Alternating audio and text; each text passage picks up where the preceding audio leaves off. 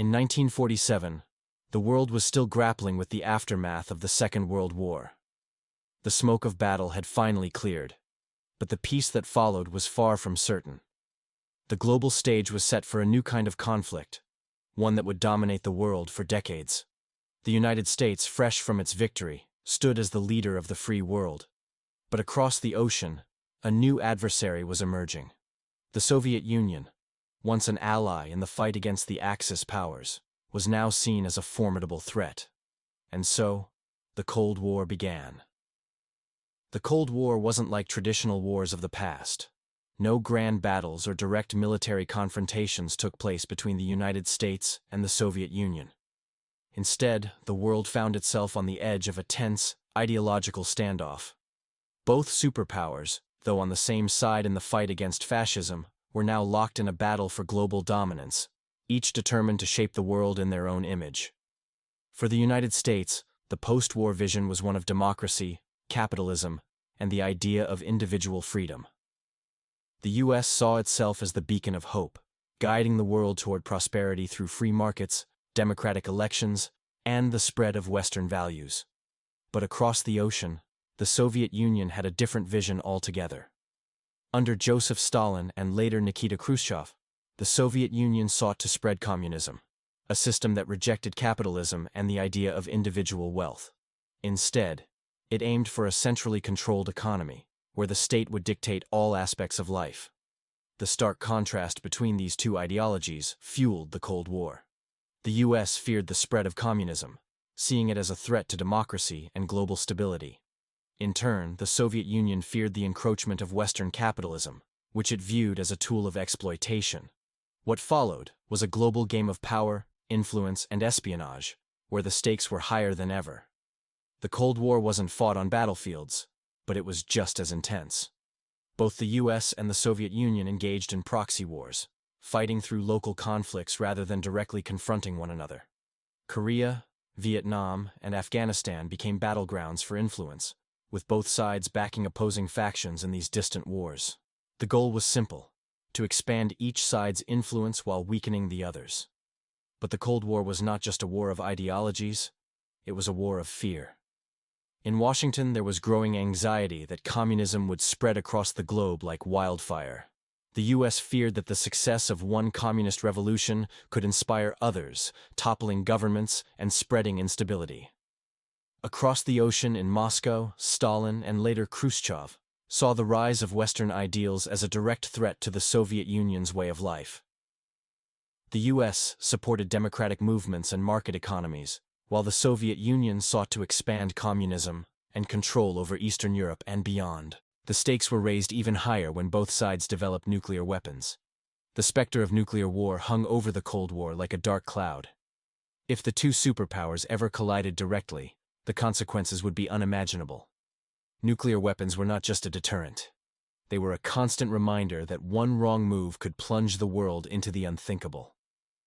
In the early years of the Cold War, both the United States and the Soviet Union understood that any direct confrontation could result in mutual destruction. The fear of nuclear war kept both sides at the edge of conflict, but not over the line. The Cold War was a delicate balance, a high-stakes game of chicken where the world watched and waited to see which side would blink first. Section 2. The Strategy of Deterrence. Section 2. The Strategy of Deterrence. By the late 1950s, the Cold War had entered a perilous phase. The world had already witnessed the devastating power of nuclear weapons in Hiroshima and Nagasaki.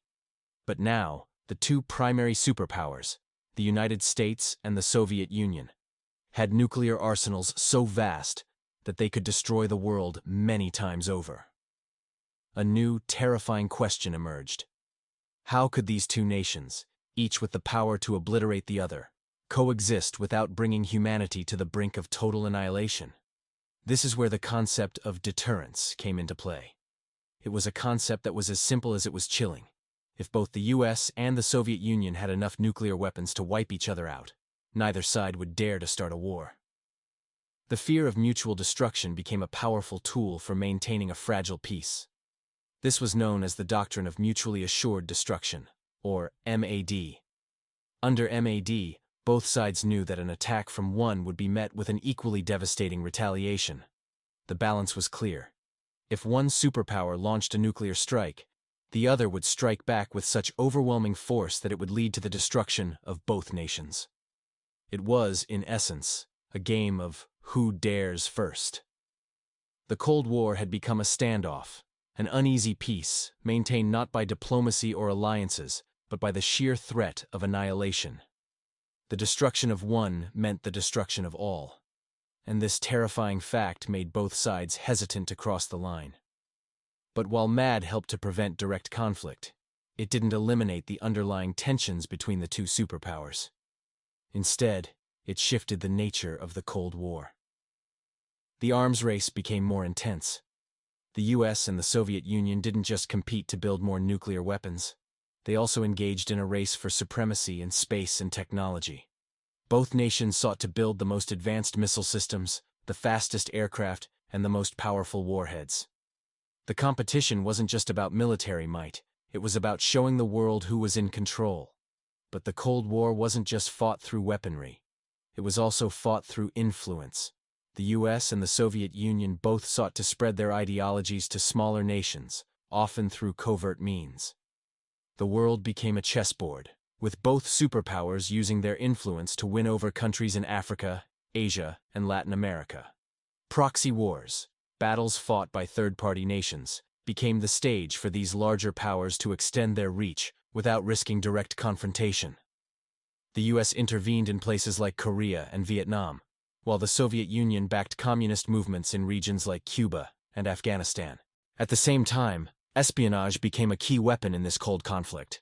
The CIA and the KGB, the intelligence agencies of the US and the Soviet Union, worked tirelessly behind the scenes to gather information, sabotage operations, and sway public opinion. The intelligence community became a shadowy battleground, where every piece of information could tip the balance of power. Spy satellites, undercover agents, and intercepted communications all played a part in the high-stakes world of Cold War espionage. As both superpowers raced to outmaneuver one another, the threat of nuclear war loomed closer than ever. Though the immediate fear of total destruction kept both sides from direct conflict, the competition for technological and military supremacy was escalating. Each new missile tested, each new weapon unveiled, only heightened the anxiety.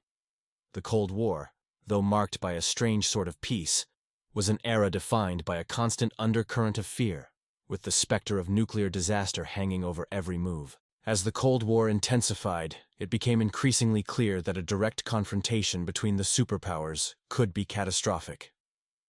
Both the United States and the Soviet Union were sitting on a powder keg, their nuclear arsenals ready to unleash devastation. In this perilous environment, a new kind of leadership was needed, someone who could navigate the treacherous waters of diplomacy and prevent the world from spiraling into disaster. This is where Henry Kissinger, a shrewd strategist and master diplomat, stepped in. Kissinger understood that the Cold War wasn't simply about amassing power and nuclear weapons. It was about managing the delicate balance between peace and destruction. Appointed National Security Advisor under President Richard Nixon in 1969, Kissinger quickly recognized the need for a more calculated, pragmatic approach. His expertise in international relations and his strategic mindset made him an ideal figure to steer the U.S. through these turbulent times. Kissinger's philosophy was grounded in the concept of realpolitik, a form of diplomacy that prioritized practical considerations over moral or ideological ideals. In a world where the threat of nuclear war loomed large, Kissinger believed that U.S. foreign policy needed to focus on pragmatic solutions, not on abstract notions of good versus evil. It was about doing whatever was necessary to maintain stability, even if it meant making difficult compromises. One of Kissinger's most significant contributions to Cold War diplomacy was the policy of détente. In stark contrast to the earlier years of hostility and aggression, détente was a strategy designed to reduce tensions between the U.S. and the Soviet Union. The goal was simple: to prevent an all-out war by creating a framework for dialogue and mutual understanding. Kissinger understood that communication was key, and he worked tirelessly to establish channels between the two superpowers to discuss their differences and set limits on their nuclear arsenals. Through the Strategic Arms Limitation Talks, SALT, Kissinger helped broker agreements that aimed to curb the growth of nuclear weapons on both sides. These agreements weren't perfect, but they were a crucial step toward establishing control and ensuring that the arms race wouldn't spin out of control. The talks brought the US and the Soviet Union to the negotiating table, marking a shift from brinkmanship to a more cautious, calculated approach. But Kissinger's diplomacy didn't end with the Soviets. In a masterstroke of geopolitical maneuvering, Kissinger also turned his attention to China. In the early 1970s, China and the Soviet Union were locked in a tense rivalry, and Kissinger saw an opportunity to use this divide to the US's advantage. In 1972, he made a historic visit to China, paving the way for President Nixon's visit later that year. This bold move not only opened the door to normalize diplomatic relations between the two countries, but also created a new balance of power in the Cold War. By engaging with China, Kissinger created a powerful counterbalance to Soviet influence. This opened up new avenues for U.S. diplomacy and provided the U.S. with leverage in its dealings with Moscow.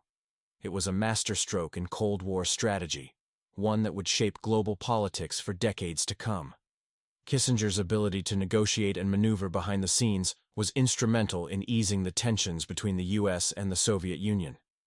His vision of diplomacy, which emphasized strategic alliances and pragmatic solutions, played a pivotal role in the eventual thawing of the Cold War. Kissinger's role in shifting the Cold War from the brink of disaster to a more stable, cautious standoff was nothing short of transformative. His diplomatic efforts were not without controversy, but his ability to navigate the complexities of global power dynamics was undeniable. Through his careful negotiation, the world was able to avoid the worst-case scenario, nuclear war, and instead move toward a more manageable form of tension, one that eventually laid the groundwork for the end of the Cold War. By the 1980s, the Cold War was clearly entering a new phase. The Soviet Union, once a superpower in its own right, was beginning to unravel. Mikhail Gorbachev, who had taken the reins of leadership in 1985, recognized that the Soviet system was in crisis and needed fundamental change. His policies of glasnost, openness, and perestroika, restructuring, were intended to revive the Soviet Union, but they also exposed its deep flaws. Glasnost aimed to promote transparency and freedom of speech, while perestroika sought to reform the failing economy. However, these reforms were double-edged swords. They brought to light the inefficiencies and corruption within the Soviet system, further eroding its legitimacy and control. Meanwhile, across the globe, the United States under President Ronald Reagan had taken a more confrontational approach to the Soviet Union. Reagan, whose administration had initially ramped up defense spending, began to challenge Soviet influence more directly. He famously described the Soviet Union as the evil empire, and under his leadership, the U.S. pushed the Soviet Union to the brink through a new arms race. Reagan's military buildup and the Strategic Defense Initiative, SDI, a proposed missile defense system, were designed to force the Soviets into an arms race they could not afford. The pressure was mounting, and Gorbachev found himself in a position where he had to either concede to the West's demands or risk further deterioration of the Soviet Union. However, as the arms race heated up again, the possibility of direct confrontation between the superpowers seemed less likely. Gorbachev recognized that continuing the Cold War as it had been fought would lead only to the downfall of the Soviet Union. The mounting economic pressures and internal dissatisfaction with the Soviet system left him with little choice but to seek a new path. The breakthrough came in 1989, with the fall of the Berlin Wall, a symbolic and literal barrier that divided East and West for decades. The wall's collapse marked the beginning of the end of the Cold War. It was a moment of immense significance, representing the crumbling of Soviet control over Eastern Europe and the dismantling of the Iron Curtain. As Eastern European nations began to break free from Soviet influence, the world watched in awe. The Cold War's grip on the globe was finally loosening, and the ideological divide that had shaped international relations for nearly half a century seemed to be fading. Just 2 years later, in 1991, the Soviet Union itself collapsed. The dissolution of the USSR marked the official end of the Cold War. The superpower rivalry that had defined much of the 20th century was over, and the world was thrust into a new era. The tension that had dominated global politics for so long began to dissipate. The threat of nuclear war, which had been the constant backdrop of the Cold War, was no longer a looming fear. But while the Cold War itself had ended, its legacy lived on. The geopolitical landscape had been irrevocably altered.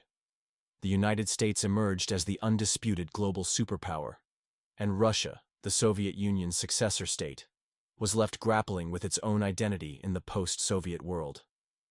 The U.S.-Russia relationship, which had been one of hostility and brinkmanship, would go on to shape global politics in the decades that followed. The Cold War also left a lasting impact on international institutions. Organizations like the United Nations and NATO had been shaped by the conflict and would continue to play key roles in world affairs.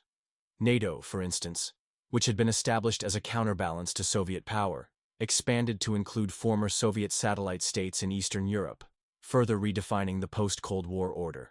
The Cold War had been a conflict fought not with bombs or armies on battlefields, but with ideology, espionage, and nuclear deterrence.